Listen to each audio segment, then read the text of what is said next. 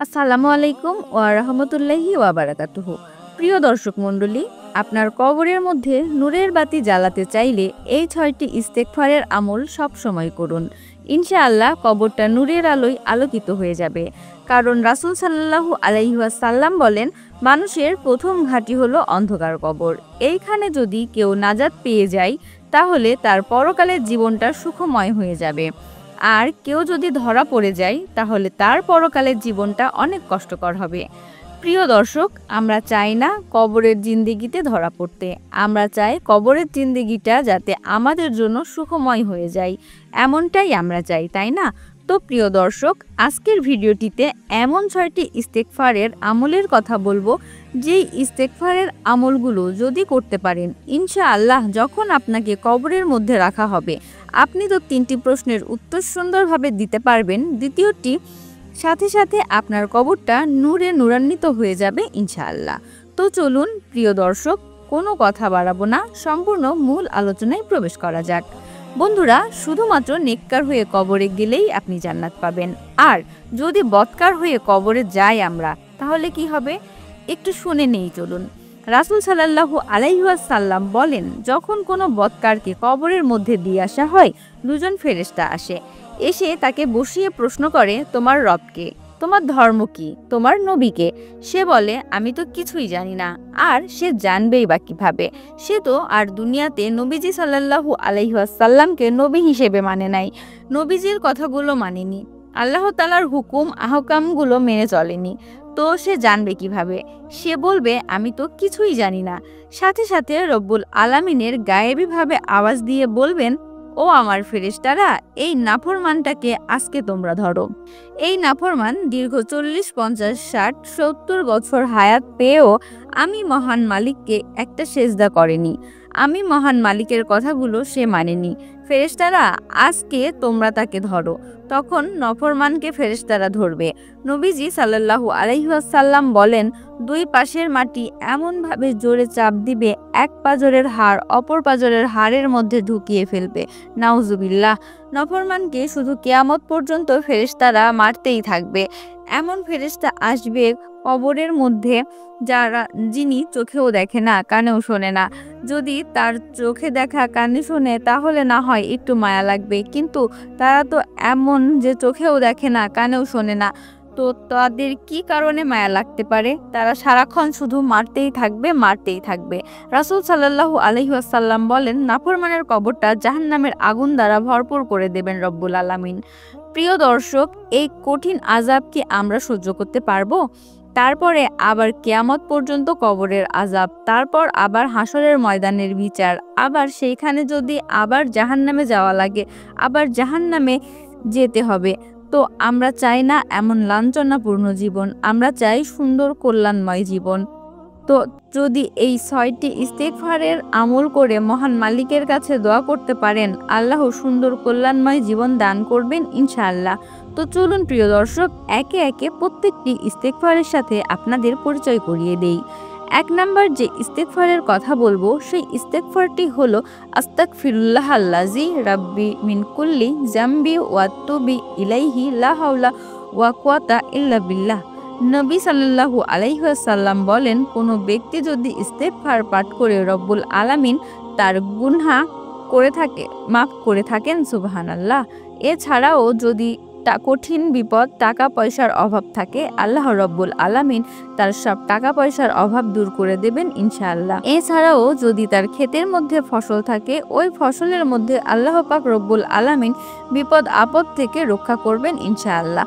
ফসলের মধ্যে বরকত দান করবেন, ওই ফসলে কখনোই পোকায় ধরবে না ইনশাআল্লাহ। এই ইস্তেগফারের এতটাই দাম।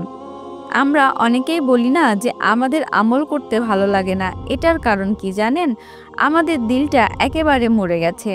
আমরা যদি বেশি বেশি ইস্তেগফার করতে পারি, আল্লাহ রব্বুল আলামিন আমাদের দিলটাকে জীবিত করে দিবেন। যেমনইভাবে চৈত্র মাসে মাটিগুলো ফেটে চৌচির হয়ে যায়, মাটিগুলো পানির অভাবে একেবারে ফেটে চৌচির হয়ে যায়, তখন আবার বৈশাখ জ্যৈষ্ঠ মাসে আবার বৃষ্টির ধারা বয়ে যায়, বৃষ্টির ফোঁটা পড়লেই মাটিটা আবার তার প্রাণ ফিরে পায়, ঠিক তেমন কোনো ব্যক্তি যদি বেশি বেশি পরিমাণে ইস্তেগফারের আমল করতে পারে, আল্লাহ রব্বুল আলামিন তার দিলটাকে এমনইভাবে জিন্দা করে দিবেন। সুবহানাল্লাহ, আল্লাহু আকবার। তখন তার কাছে শুধু আমল করতেই ভালো লাগবে। তো ১ নাম্বার আমল কি বললাম? ১ নাম্বার আমল বললাম বেশি বেশি পরিমাণে ইস্তেগফার করা। কোন ইস্তেগফার? আস্তাগফিরুল্লাহাল্লাযী রব্বি মিন কুল্লি জামবি ওয়া তুবি ইলাইহি লা হাওলা ওয়ালা কুওয়াতা ইল্লা বিল্লাহ। এই ইস্তেগফার ১ নাম্বারে বেশি বেশি পরিমাণে অবশ্যই পাঠ করবেন ইনশাআল্লাহ। প্রিয় দর্শক, একটা ছোট্ট ঘটনা শোনাই ক্ষমার, তারপর বাকি ৫টি ইস্তেগফার অবশ্যই বলবো। বনি ইসরাইল গোত্রের মধ্যে একজন মারাত্মক লেভেলের গুনাহগার ছিল, যেই গুনাহগার ইতোপূর্বে ৯৯ জন মানুষকে হত্যা করেছে। যত বড় পাপী হয়ে থাক না কেন, এক সময় না এক সময় তার মনের মধ্যে অবশ্যই ভয় আসে। ওই গুনাহগার মনে মনে ভাবতে লাগলো, আহারে, ইতিপূর্বে আমি ৯৯ জন মানুষকে হত্যা করেছি, এখন যদি আরও একজন মানুষকে হত্যা করি তাহলে তো আমাকে অবশ্যই কবরের মধ্যে ভয়ঙ্কর আযাবের মুখোমুখি হতে হবে। আমি কি পারবো কবরের আযাব সহ্য করতে? এর চেয়ে ভালো আমি দেখি কারো কাছে গিয়ে মহান মালিকের কাছে তওবা করা যায় কিনা। ওই ব্যক্তি একজন খ্রিস্টান পাদ্রির নিকট গেল। খ্রিস্টান পাদ্রির নিকট যেয়ে খ্রিস্টান পাদ্রির কাছে বলল, আমি ইতোপূর্বে ৯৯ জন মানুষকে হত্যা করেছি, আমাকে কি আল্লাহ মাফ করবেন? খ্রিস্টান পাদ্রি বলল, তুমি এত বড় গুনাহগার না, তোমাকে আল্লাহ মাফ করবে না, তুমি আমার কাছ থেকে দূরে সরে যাও। ওই ব্যক্তি বলল, যদি আমাকে আল্লাহ তাআলা মাফ নাই করেন তাহলে আপনাকে বাঁচিয়ে রেখে আমার কি কোনো লাভ হবে? আমি আপনাকে হত্যা করে ফেলবো। তখন ওই ব্যক্তি ওই খ্রিস্টান পাদ্রীকেও হত্যা করলো, আর তার কারণে ১০০ জন পূর্ণ হলো। ১০০ জন মানুষ হত্যা করে কিছুদিন পর আবার তার মনের মধ্যে ভয় আসলো, আহারে, এই যে ১০০ জন মানুষ হত্যা করেছিলাম, বলেছিলাম ৯৯ জন মানুষই হত্যা করেছি, আর করব না, তারপরেও আবার ভুলক্রমে আরেকজন মানুষকে হত্যা করলাম, এখন আমার কি উপায় হবে?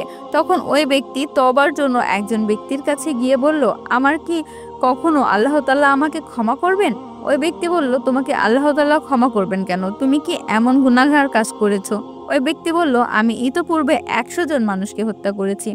ওই আল্লাহর বান্দা বলল, এতে কোনো সমস্যা নেই, তুমি খালি শুধু একটা বার মহান মালিকের কাছে বলবে, আল্লাহ আমাকে ক্ষমা করে দাও, আল্লাহ সাথে সাথে তোমাকে ক্ষমা করে দিবেন।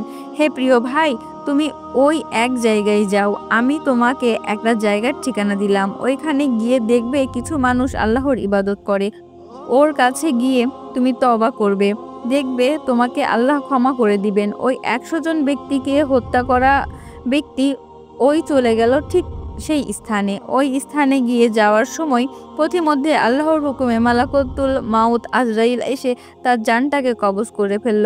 মালাকুল মাউত আজরাইল আসিয়া যখন তার জানটাকে কবজ করলো, তার দেহটা পড়ে রইল এই মাটির মধ্যে, তার দেহটা পড়ে রইল। আমরা সবাই জানি যে একটা মানুষ যখন মৃত্যুবরণ করে, জান্নাতের ফেরেশতারাও আসে, জাহান্নামের ফেরেশতারাও আসে।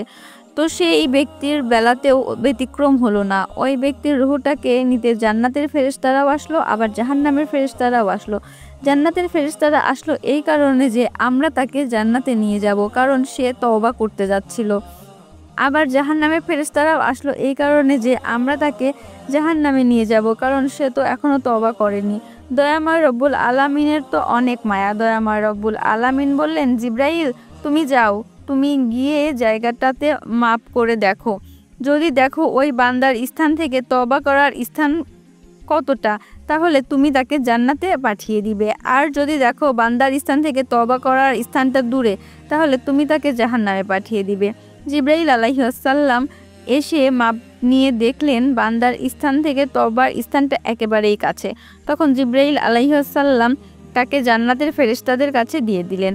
হাদিসের মধ্যে এসেছে, রব্বুল আলামিনের তো অনেক মায়া, যার কারণে আল্লাহ ওই বান্দার স্থান থেকে ওই তওবা করার স্থানটাকে কাছে করে দিলেন, অথচ ওই স্থানটা কিন্তু দূরে ছিল, কিন্তু আল্লাহ রব্বুল আলামিনের মায়া করে ভালোবেসে কাছে করে দিয়েছেন। সুবহানাল্লাহ। এমনইভাবে যুগে যুগে বহু তওবাকারীকে আল্লাহ রব্বুল আলামিন ক্ষমা করে দিয়েছেন, আমাদেরকে কেন করবেন না? তো চলুন ২য় নম্বর ইস্তিগফার শুনি। দ্বিতীয় নম্বর ইস্তিগফার হলো আস্তাগফিরুল্লাহ আস্তাগফিরুল্লাহ আস্তাগফিরুল্লাহ। রাসূল সাল্লাল্লাহু আলাইহি ওয়াসাল্লাম প্রত্যেক ফরজ নামাজের পর সালাম ফিরিয়ে 3 বার বলতেন আস্তাগফিরুল্লাহ আস্তাগফিরুল্লাহ আস্তাগফিরুল্লাহ। আমরাও যদি নবীজিকে অনুসরণ করি অথবা অনুকরণ করতে চাই তাহলে প্রত্যেক ফরজ নামাজের পর সালাম বিনিময়ে 3 বার বলবো আস্তাগফিরুল্লাহ আস্তাগফিরুল্লাহ আস্তাগফিরুল্লাহ। এতে করে রব্বুল আলামিন আমাদের গুনাহগুলো ক্ষমা করতে থাকবেন। সুবহানাল্লাহ, আল্লাহু আকবার। তৃতীয় নম্বর যে ইস্তিগফারের কথা বলবো সেই ইস্তিগফারটি অনেক দামি একটি ইস্তিগফার। নবীজি রাসূল সাল্লাল্লাহু আলাইহি ওয়াসাল্লাম বলেন, মানুষ সাধারণত 2টি সময়ে মৃত্যুবরণ করে, হয়তো দিনে নয়তো রাতে। কোনো ব্যক্তি যদি সকালবেলা একবার সাইয়্যিদুল ইস্তিগফার পাঠ করে, সে যদি সন্ধ্যা হওয়ার আগেই মারা যায় তবে সে জান্নাতি হবে। আবার কোনো ব্যক্তি যদি সন্ধ্যাবেলা একবার পাঠ করে সাইয়্যিদুল ইস্তিগফার, তাহলে সকাল হওয়ার আগেই যদি সে মারা যায় তবে সেও জান্নাতি হবে। সুবহানাল্লাহ, আল্লাহু আকবার। নবীজি বলেন, তোমরা বলো, আল্লাহুম্মা ইনতা রাব্বি লা ইলাহা ইল্লা আনতা খালকিতানি ওয়া আনা আবদুকা ওয়া আনা আলা আহদিকা ওয়া আহদিকা মাস্তাতু আউযু বিকা মিন শারি মা সানাতু আউযু আবু আউলা বিনিমাতিকা আলাই ওয়া আউ বিজামতি ফাগফিরলি ফাইন্না লা ইয়াগফিরু যুনুবা ইল্লা আনতা। এটাই হলো সেই সাইয়্যিদুল ইস্তিগফার। যেই সাইয়্যিদুল ইস্তিগফার পূর্বে নবী রাসূল সাল্লাল্লাহু আলাইহি ওয়াসাল্লাম বলেছেন, কোনো ব্যক্তি যদি সকালবেলা একবার সাইয়্যিদুল ইস্তিগফার পাঠ করে, সে যদি সন্ধ্যা হওয়ার আগেই মারা যায় তবে সে জান্নাতি হবে। আবার কোনো ব্যক্তি যদি সন্ধ্যাবেলা একবার সাইয়্যিদুল ইস্তিগফার পাঠ করে, সে যদি সকাল হওয়ার আগেই মারা যায় সেও জান্নাতি হবে। সুবহানাল্লাহ, আল্লাহু আকবার। তো আমরা অবশ্যই শিখে নেব এই ভিডিও থেকে ইনশাআল্লাহ। চতুর্থ নম্বর যে ইস্তিগফারের কথা বলবো সেই ইস্তিগফারটি অনেক দামি একটি ইস্তিগফার।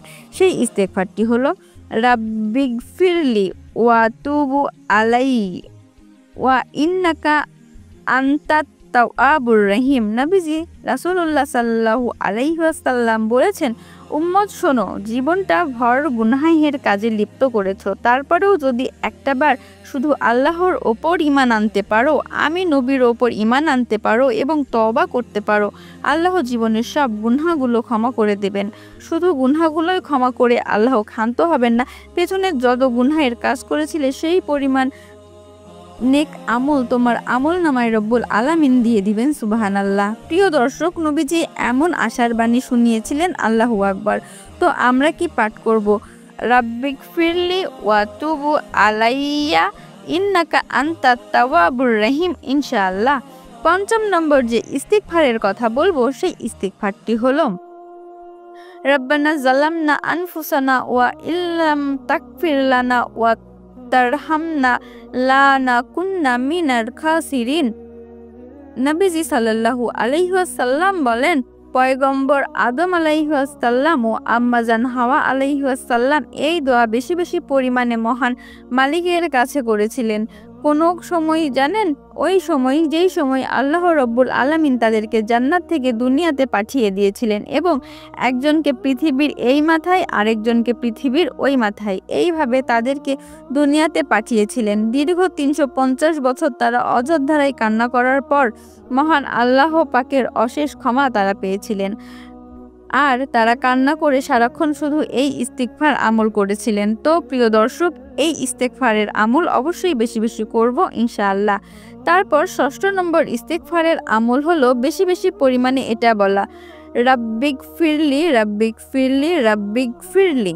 তো ইনশাআল্লাহ আশা করছি আমরা সবাই ভিডিওটি ধৈর্য সহকারে দেখব এবং এই 6টি ইস্তিগফারের আমল শিখে মহান মালিকের অন্ধকার কবরের দিকে রওনা হব ইনশাআল্লাহ। তো বন্ধুরা, আশা করছি ভিডিওটি আপনাদের অনেক বেশি উপকারে আসবে। যদি ভিডিওটি উপকারে এসে থাকে তাহলে আপনার প্রিয়জনদের কাছে ভিডিওটি শেয়ার করতে ভুলবেন না। আমাদের ভিডিওটি ভালো লাগলে অবশ্যই লাইক, কমেন্ট, শেয়ার এবং সাবস্ক্রাইব করবেন। আপনাদের পাশে থাকার চেষ্টা করব ইনশাআল্লাহ। আপনাদের যদি কোনো প্রশ্ন থাকে আমাদের কমেন্ট করে জানাবেন, আমি চেষ্টা করব আপনাদের সকল প্রশ্নের সঠিক উত্তর দেওয়ার জন্য। দেখা হবে পরবর্তী ভিডিওতে। আল্লাহ হাফেজ।